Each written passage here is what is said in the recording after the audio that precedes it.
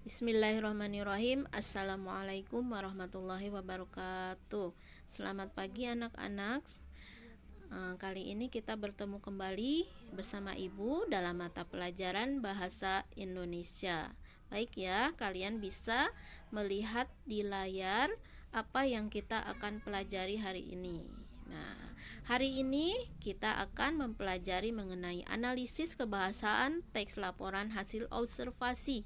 Nah, yang pertama, kata serta prasa verba dan nomina. Nah, di sini jenis kata dan kelompok kata atau prasa yang dominan digunakan dalam sebuah teks laporan hasil observasi adalah kata kerja atau verba dan kata benda atau nomina. Nah, untuk lebih memahami, kalian harus mengetahui perbedaan antara kata dan prasa.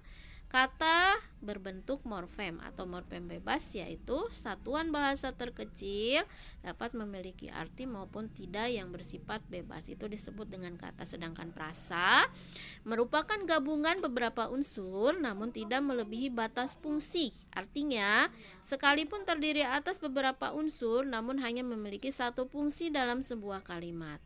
Selain itu, prasa merupakan kelompok kata yang non-predikatif atau tidak menduduki objek dan predikat. Nah, kalian coba perhatikan contoh identifikasi kata benda dan prasa benda dalam teks berikut ini. Nah, contoh yang pertama, di situ ada kata wayang, sedangkan prasanya seni pertunjukan telah ditetapkan sebagai warisan budaya asli Indonesia. Kemudian ada prasa yang kedua, yaitu sebagai pertunjukan bayangan boneka tersohor dari Indonesia. Kemudian sebuah warisan mahakarya dunia yang tidak ternilai dalam seni bertutur. Kemudian ada kata UNESCO.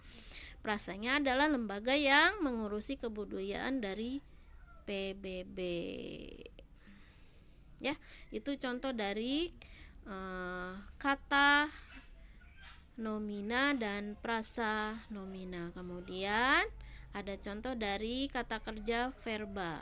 Nah, di sini ada kata adalah, prasanya sudah membagi, sedangkan menetapkan, disesuaikan, dibuat berarti merupakan mengembangkan, tidak ada prasanya.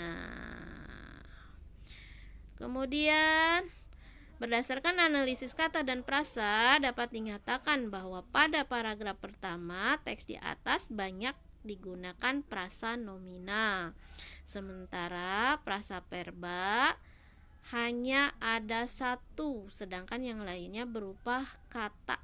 Ya, dengan demikian, nomina yang berfungsi sebagai subjek atau objek pada paragraf pertama di atas banyak menggunakan prasa, sedangkan predikat banyak menggunakan kata. Ya. Lanjut ke afiksasi.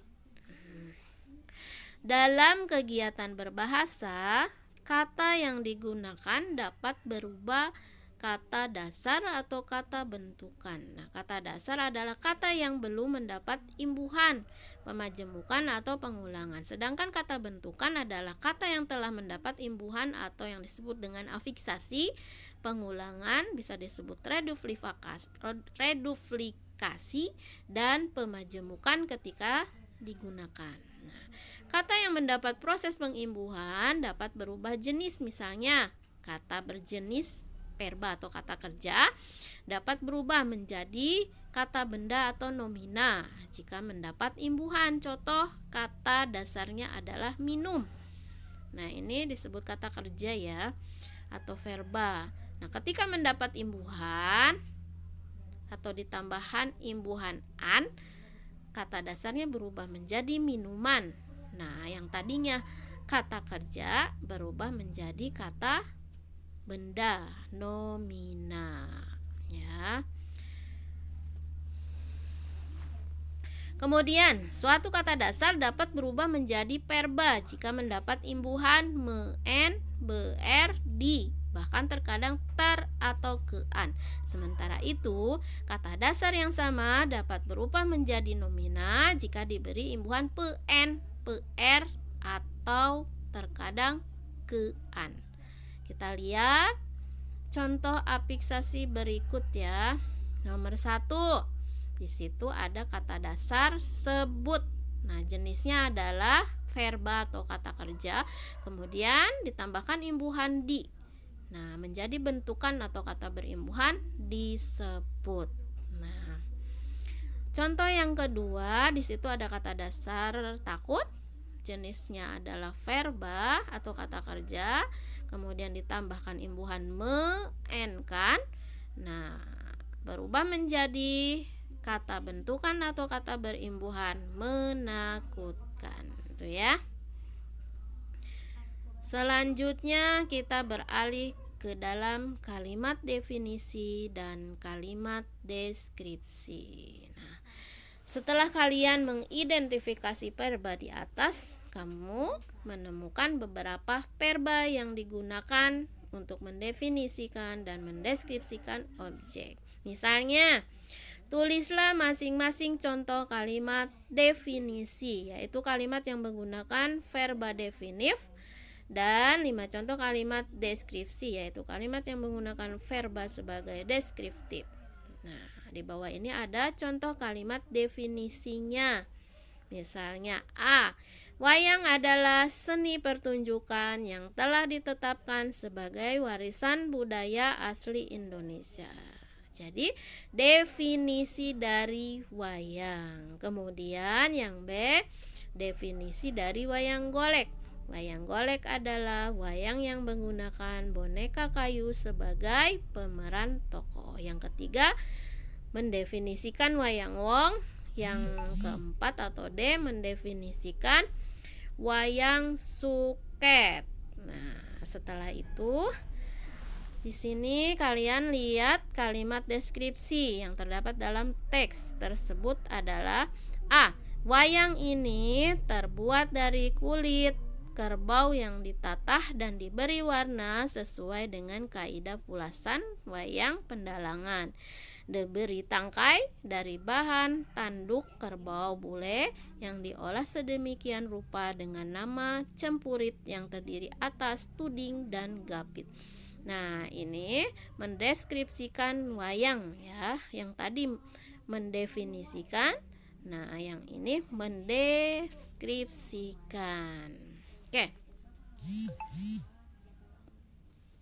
Lanjut ke kalimat simpleks dan kompleks. Kalimat dalam sebuah teks dapat dibentuk hanya oleh satu klausa, yaitu bagian kalimat yang memiliki subjek dan predikat atau predikatif. Kalimat yang hanya memiliki satu klausa disebut sebagai kalimat simpleks atau biasa disebut pula sebagai kalimat tunggal. Contohnya, ada beragam jenis topeng di museum ini. Nah, kalimat yang pertama ada satu predikat, satu subjek, dan satu keterangan. Kemudian, contoh yang kedua adalah kelelawar merupakan hewan unik. Di situ ada satu subjek, satu predikat, satu pelengkap. Ya, itu contohnya. Kemudian ada kalimat kompleks atau kalimat majemuk. Adalah kalimat yang memiliki dua atau lebih klausa. Nah, kalimat kompleks dibagi menjadi dua macam, yaitu kalimat kompleks atau majemuk setara dan kalimat kompleks atau majemuk bertingkat. Nah, itu ya. Nah, di sini ada contoh kalimat kompleks. Yang pertama, dalam budaya modern, wayang berfungsi menghibur dan mendidik. Di situ ada keterangan, subjek, predikat, dan pelengkap. Nah, kenapa disebut kalimat majemuk? Karena ada pelengkapnya ada dua di situ ya, makanya disebut kalimat majemuk. Kemudian yang B, kelelawar aktif pada malam hari tetapi tidur pada siang hari. Di situ ada predikat dan keterangannya ada dua ya, makanya disebut kalimat majemuk. Baik ya, itu saja yang dapat Ibu sampaikan dalam mata pelajaran bahasa Indonesia hari ini. Untuk selanjutnya Jika ada yang bertanya, boleh kalian menghubungi ibu, dan setelah ini ibu akan kirimkan tugas melalui WhatsApp. Terima kasih, sampai jumpa. Wassalamualaikum warahmatullahi wabarakatuh.